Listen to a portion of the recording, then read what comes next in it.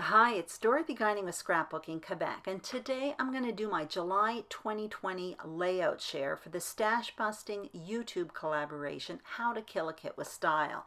I'll put links to all the other participants below. This month I created a mini kit following a recipe I created. It's called Summer Stash Kit, and basically I put together this recipe in order to create smaller kits because I scrapbook less in the summer, and it worked.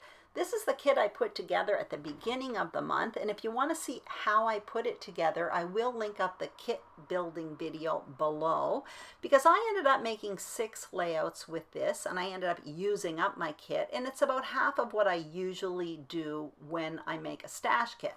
So here are the first 2 layouts, and the page on the left, I did do a layout process video for the page design, not the page itself. It was for Punched Out Thursday, and for these 2 I used the paper, the alphas, and a tool. That's the embossing folder I'm showing you right now. That was in my kit.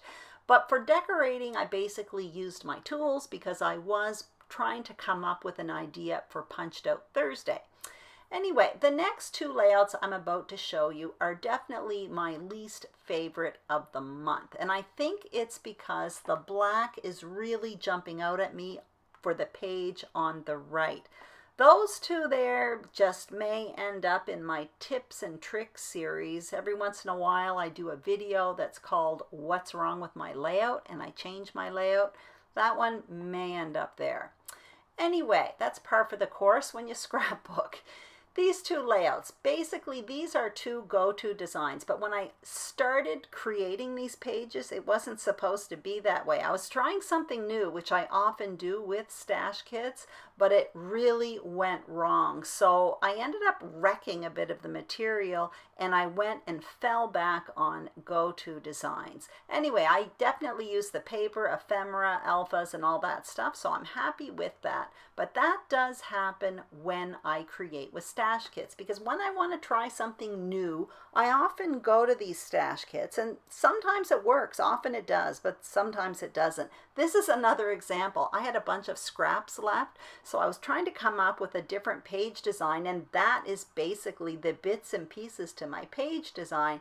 I didn't find photos, and it wasn't working for me, but it was only scraps of paper, and I was using material that in the beginning didn't even inspire me. So that's the best place to go if you are trying something new.